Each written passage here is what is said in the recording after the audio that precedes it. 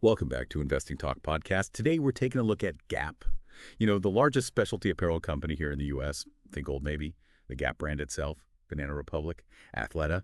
You shared some really interesting stuff about their recent performance, where they might be going, and we're here to unpack what it all means for you. Our goal really is to cut through the noise, get to the key insights from the info we have. We've got details on their business overall, recent financials, and some pretty interesting new developments too. So let's get into it. Okay. Well, first off, the scale is something to remember. Largest in the U.S. specialty apparel space.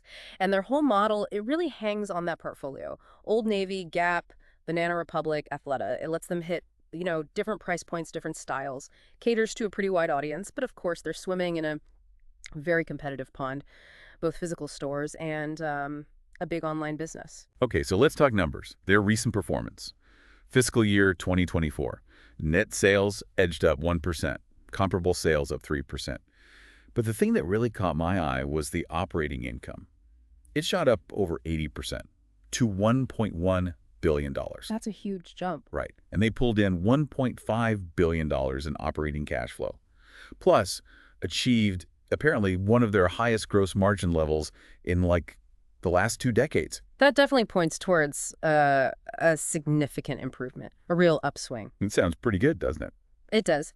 That kind of operating income growth, well, it's probably not just luck. Likely comes from, better efficiency in their supply chain maybe, or perhaps pricing strategies that are hitting the mark, getting good margins. And that strong cash flow, $1.5 billion, that gives them a lot of breathing room for investment or, returning cash to shareholders. But there was a little note in there, wasn't there? About the end of the year. Ah, yes. Important context. Within that strong year, they did see a 3% dip in net sales, specifically in the fourth quarter of 2024. Okay, so the overall year looks positive, but that Q4 number is maybe something to keep an eye on. Digging a bit deeper into the financials then, we have Q4 2025 revenue at $4.15 billion, and like we said, full year 24 net sales up 1% year over year. And they're actually targeting 1-2% net sales growth for 2025. What does that projection tell us? Well, that target, 1-2%, it's not exactly setting the world on fire, but it does suggest some stability, maybe cautious optimism inside the company.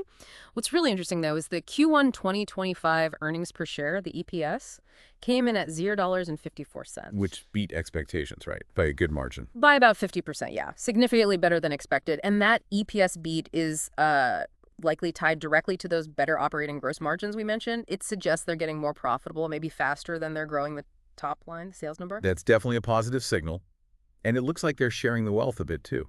A 10% dividend increase for Q1 2025 takes it to 2.165 per share, and they seem pretty consistent with payouts. That's right. A steady, growing dividend, it often signals management's confidence in future earnings, financial stability. And that $1.5 billion in operating cash flow definitely helps support that dividend. Okay, but there's always a but, isn't there? Volatility. Yes. The stock's beta, it's 2.37. For listeners, a beta over 1, especially 1 over 2 like this, means the stock price tends to move more, quite a bit more, than the overall market average. So while the financial trends look good, you have to be prepared for potentially bigger ups and downs in the stock price itself. It reflects higher risk. Right, good point. So let's try and summarize the good and maybe the not so good. Strength. Seems like consistent market share gains across all 4 big brands. Old Navy, Gap, Banana Republic, Athleta, those strong gross margins, the jump in operating income we talked about. And having that mix of brands for different people seems like a solid foundation. Absolutely. Those are definite pluses. Gaining share means their stuff is resonating better than competitors, perhaps. Good margins give them that financial cushion. And yeah, the brand mix helps spread the risk that they aren't relying on just one thing to work. Okay, but the flip side, that Q4 net sales decline, even if small, it's a potential flag. And we know the apparel world is just brutally competitive. Consumer tastes change on a dime. That's the million-dollar question, isn't it? Can they keep gaining share? Was Q4 just a blip, maybe broader economic stuff, or a sign of a shift? You really have to stay on your toes in this industry. Constant innovation, reading the trends. It's demanding. So what is the general feeling out there? Market sentiment.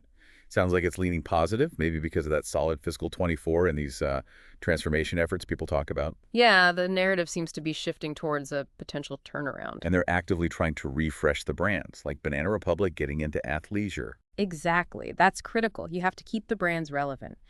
Moving into growth areas like athleisure, if done right, could be a smart move for Banana Republic.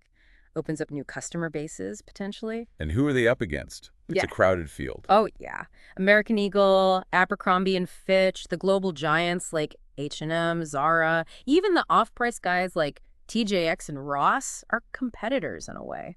So facing that lineup, what are Gap's advantages? What makes them stand out? Well, again, that diverse portfolio is key. Each brand hits a different spot in the market. Plus, these efforts now to, reinvigorate the brands, make them feel fresh again, and combine that with a focus on running the business more efficiently operations-wise.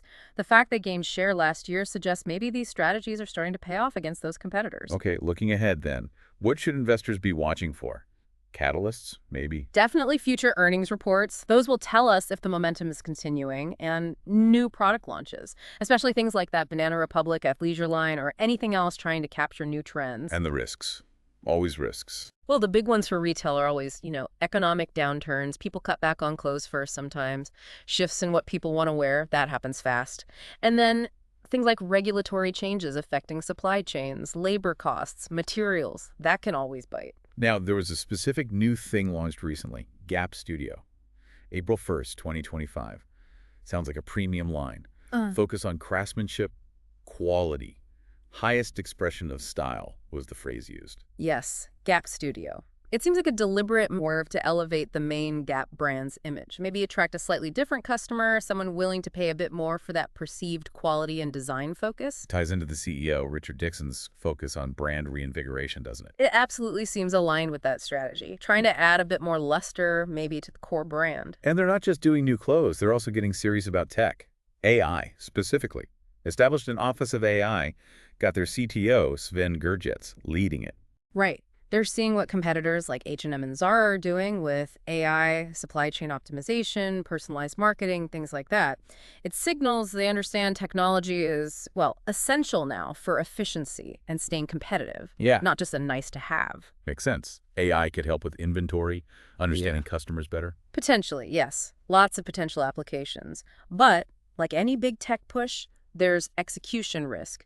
Will it deliver the results they hope for? That remains to be seen. Okay, so putting it all together, we've covered financial strengths, weaknesses, the market, future stuff. If you had to give a sort of summary recommendation based on all this information. All right, well, boiling it down. For current investors, given the recent performance, the market share gains, that dividend bump, maybe a hold makes sense. Things look better. For someone thinking about jumping in now, it could be a potential buy. If you believe in this turnaround story continuing, if you think they can really capitalize on things like athleisure and make these brand initiatives stick. But for new investors especially, you'd really want to watch those upcoming earnings reports very closely. See if the positive trend holds. Okay, so summarizing our summary. Gap showing signs of a turnaround, definitely. Strong 24 results, interesting moves like Gap Studio and AI. But that Q4 dip is a reminder, and retail is always tough. Competition isn't going anywhere. The dividend increase, the Q1 earnings baiting.